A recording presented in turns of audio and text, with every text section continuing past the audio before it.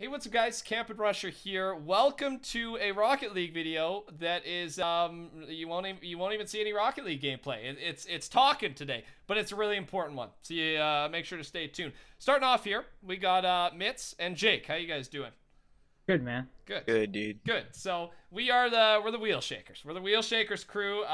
We just finished RLCS a couple hours ago, and we placed within the top 64. And today we've been watching the RLCS since then, and today we want to bring something up.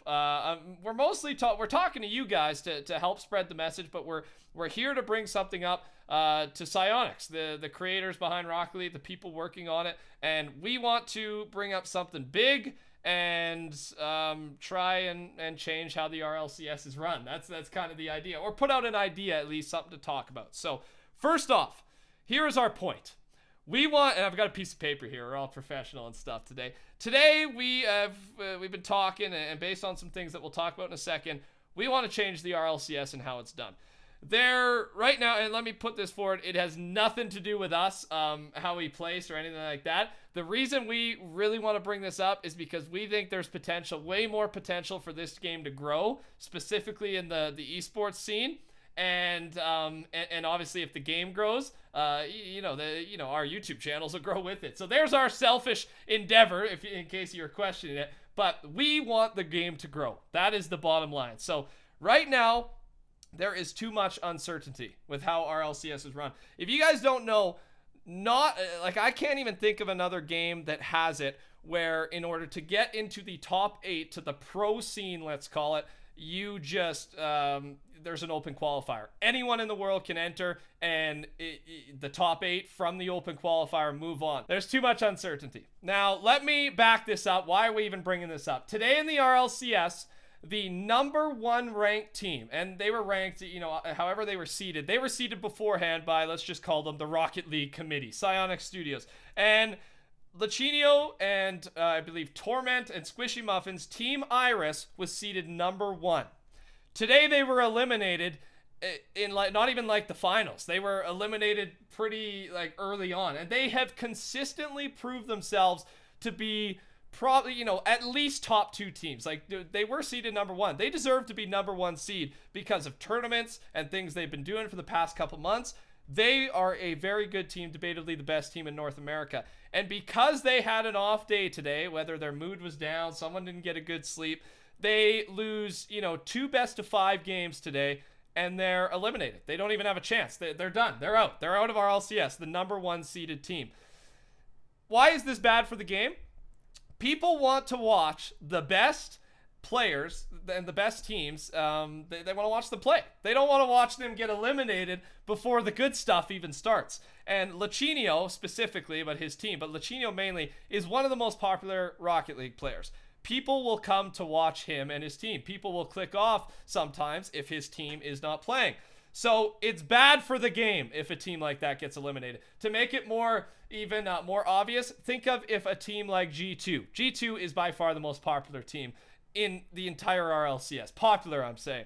And Kronovi's probably the most popular Rocket League player. If they got eliminated, Rocket League's viewership on Twitch would go down a lot. And you probably saw that last season if some of you followed it. Lots of people, there was lots of viewers, and I don't even think they broke the season 1 record of viewers because Kronovi wasn't even there. So it's a big deal to have the good teams and the best players stick around. You don't want upsets to happen, usually. I mean, especially this early on, because it just hurts the game and the viewership long term. So next thing we'll get into is pro teams, and then I'm going to toss the mic over a little bit to Mitt to talk about what our new idea is. And today, all the numbers we mentioned, things like that, they're totally hypothetical. Whether it's top 32, top 100, that's for Rocket League and Psyonix to decide. We are just bringing up the idea, the concept. So one thing we think is a big deal is pro teams are very skeptical, or sponsors. Let's say sponsors who would sponsor pro teams are very skeptical to sponsor people because there's so much uncertainty to make the top 10, to make the top 8. For today, Team Iris, if they were sponsored, I know G2's sponsored by, G2's huge, but say they're sponsored by some massive thing, Cloud9, some massive company, and Cloud9, let's say Team Iris, gets eliminated today. Cloud9 loses everything. They totally waste of an investment because now their team, their promotion, their guys don't even get a chance to play in the league, the top 8, whatever it is. So there's a lot of uncertainty, and that makes sponsors, in my opinion, not want to come to the RLCS Rocket League scene. So I'll let Mitt take over a little bit here because this was kind of his idea based off of how almost every other really big esports game does it. League of Legends, CSGO is an open qualifier should still exist because it's awesome. Like, right? Everyone in the community gets to play. They get to hang out. They get to compete and try and make it. But instead of trying to make it into the top 8, Mitt has, we have a different idea. Mitt, I'll let you take over. How should the open qualifier work, buddy? So basically, like on most of the top games, there's a circuit. There's a pro circuit. So in between the grand finals, well, the RLCS for Rocket League, there'd be a circuit for the top teams. Like you could say, like let's say 32 teams for a circuit. Yeah. Now, if the top like if all the LAN teams make it from this LAN, obviously they deserve it. They played well. They should all make it into the circuit. Then you could have an open qualifier for the last, what would it be, 26 teams, right? Yeah, whatever it is, that's what we say by numbers. Numbers don't matter right now. Okay. Yeah. So the rest of them qualify through an open qualifier. So that means that all of the teams that like should make it, like there's probably like, maybe 10, 15 other teams that should make it. Yeah. Like they're like they're really good teams. They'll make the circuit. Now the circuit's basically like league play, but the circuit would be in between series or in between seasons, RLCS. Yeah, seasons. Yeah. So you could qualify for the league play. Yeah. In RLCS through the circuit. Like let's say, whatever top 4 teams from each continent's circuit would make replace the bottom teams, right? Yes. Replace. Yeah. So then you could have the final teams that like let's say like, the last 4 teams for each continent, they would qualify through the open qualifier in the same format that they do now. So like you could have, I don't know how you would exactly do it, but you could have like an open qualifier. Maybe they play each team twice or something. Whatever you could do whatever it is that makes it fair, or like just whatever that they could think of would be the best. But it would just eliminate the fact that top seeds are getting eliminated. And on an official scale, if you're twitching on like and streaming it on like officially, then it'll bring viewership and it'll bring hype to every LAN. Exactly. So big deal. So to sum it up, there's a semi-pro circuit with however many teams, let's say, top 64, top 26, whatever you're saying. They compete like league play. They go at each other, they win, lose, and then the top teams, let's say top 4, top 2 teams from the semi-pro circuit after they're done, before the next RLCS season, will replace the bottom 2 teams in the current top 8 is how it works. If you watch League of Legends or anything like that, they work it the exact same. And like Mitt said, this brings hype. Like they can stream this semi-pro circuit. Let's just say top 32. So let's say it's a top 32 teams other than the 8 teams. So there's already 8 teams, so I guess this is the next to 32 teams. Their goal is to make it into the top 8, whereas the top 8's goal is to obviously win, but also stay in the top 8. If you get bottom 2 or whatever in top 8, you get moved down to the semi-pro circuit, or you just get kicked out and then you got to re-qualify for the semi-pro circuit, and the semi-pros replace the top 2 or top 4 from semi-pro circuit replaces.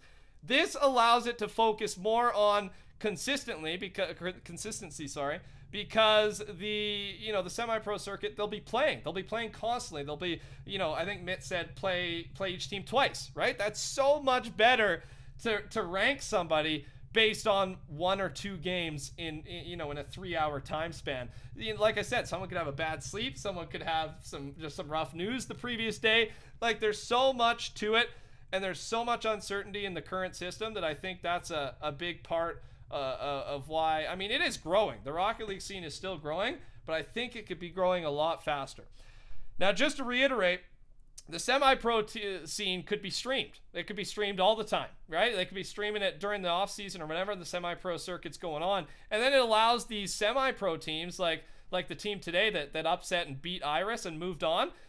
No one really knows who these guys are. They came out of nowhere. Whereas if they had the circuit going on, or the semi-pro league even, then that team can build brand. Like they can start, they're winning games, they're beating good teams, they're top 5 in the semi-pro circuit. These guys might have a chance to make top 8. They collect followers, they build viewers come back, and overall it brings more viewers to the game, but it also allows individual teams to grow and gather an audience, which I think is a big part of growing the game in its entirety, is growing individual aspects of the game, in this case teams.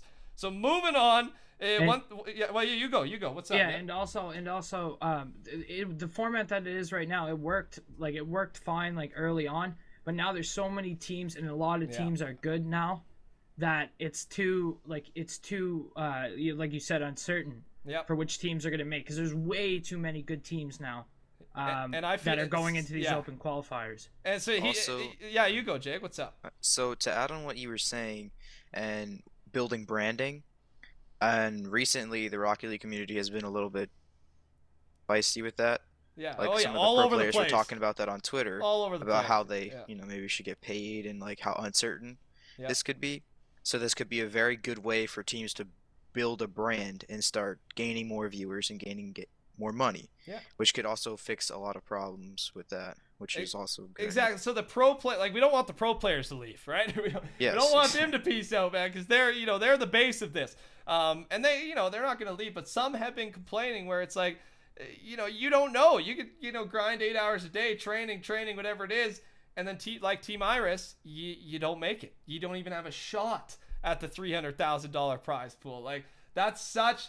I just find it. I feel bad for them, because they had a rough day, they had an off day, but if it was set up differently, we would have the consistent better teams in the best, in the top 8, and so we can actually watch consistently the best Rocket League that there is. That's the problem right now. I feel like the way it's done, the top 8 isn't actually the top 8. Not saying that the team that upset today isn't in top 8. They deserve it. They played great today, but who knows if it was consistent and a league play type of style, would they beat Iris every time in the standings? I would argue probably not. So that if they did it the way that, like we're saying, then it would bring them more money, and then it would allow them to raise the prize pool quicker. Yep. Like Exactly. Games like Smite, games like League of Legends, those games that like they took this strategy where they have like circuits and whatnot. They are constantly twitching. They're constantly gaining new followers, and that's bringing them money, so they can skyrocket. That's why Smite. I played Smite in the beta, and they're like $1 million, $2 million tournaments now. Just because they strategize that they're trying to bring as much attention to the game as possible. Yeah, very good point. That's a huge thing. Is right now RLCS is only streaming. During the RLCS, Rocket League hasn't had an official Rocket League stream in 4 months, whenever the finals was. So why not, consistent, especially with YouTube, consistency is key. I upload every day. And if I took 4 months off, that would hurt the channel, man. Lots of you guys would leave. You'd go find someone else. And in this case, think of it the same way. Rocket League takes a break 4 months. Yes, it builds hype not being there, but it's still going to build hype even if during those 4 months, there's an official Rocket League streaming the semi-pro league and introducing these new teams and watching still some high-quality gameplay, but also still building hype for the I feel like that builds even more hype for the top 8. It would for sure. Yeah, be way more like interesting as well, because like you could see which teams that are coming on the rise. You can actually watch them, and it'd be like there'd be not many surprises. Obviously, teams would upset. But you could kind of expect it if you see that they're a good team and that they they can contend with these teams. Like that team that beat Iris and all those teams today. Like if we would have been watching them the last 3 months, we would have known that they were good enough to to compete against these teams. And only a few amount of people are able to see this, because right now the semi-pro scene, and not saying that we're semi-pros, but we compete with some of these top 64 teams. Obviously, we made it to top 64, and all we do is we go into tournaments. And not that these tournaments, they live stream, they pull 500, 1,000 viewers though maximum. Where if Rocket League did it officially, they could pull 5,000, 10,000 viewers probably every stream and actually give, teams recognition, because lots of people don't even know about what's going on semi. All they know about is the top 8 teams, and for some, lots of people just know about like the top 4, top 2 teams.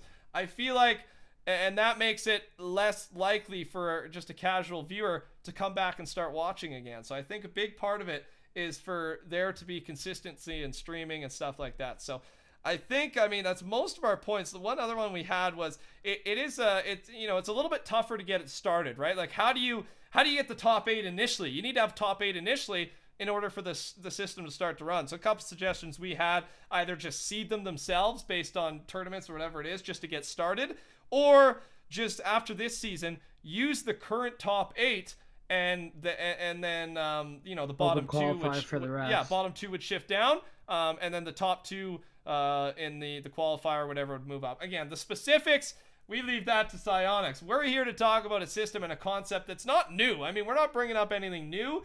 We just think, why change a system that is not broken? And you see the biggest, League of Legends is obviously the biggest. League of Legends, CSGO, I know for a fact League of Legends does it, so I'll stay there. Smite does it as well. Yeah, what do you say? Smite did it? Smite does the circuit. Exactly, and they're that's huge. Why I literally played Smite in the beta. Yeah. And I didn't realize that it was going to be a huge game. It was awesome. It was great game. And then all of a sudden, I looked like a year and a half later, it was like $1.5 million finals. Exactly. Yeah. So and it's like, what's going on? It's pretty mind-blowing, man. And that's a free-to-play game. That's a free-to-play game. And that just has skins. Yeah. And we're biased, obviously. We love this game. We love playing it. We love watching it. But I really believe, why can't a game like this, gain... It should have more popularity. Like, League of Legends, very... I love watching League. I do. But, CSGO, these games, fun to watch. Rocket League's fun to watch as well, though. So why is this game so far behind esports-wise?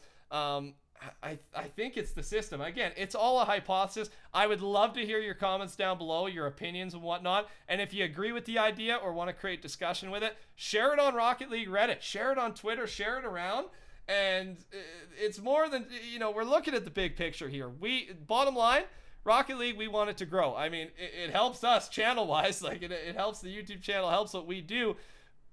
But more than that, we love this game, man. We just want to see this thing grow. So, and I think esports starts the growth. That takes a game to the next level. Rocket League's huge. Rocket League's it's a huge such a game. Simple concept too. Yeah. Everyone can appeal to people who haven't even heard of it. Yeah, because soccer is it's soccer with popular, cars. Most popular sport in the world. So. Exactly. It's easy to get into. It's just people have to see it, and to take Rocket League from close to near the top in middle top range of games to get it to the top, I think the system needs to change. But hey, this is just a suggestion. I freaking enjoyed RLCS. Again, had probably the most fun ever playing it video game wise.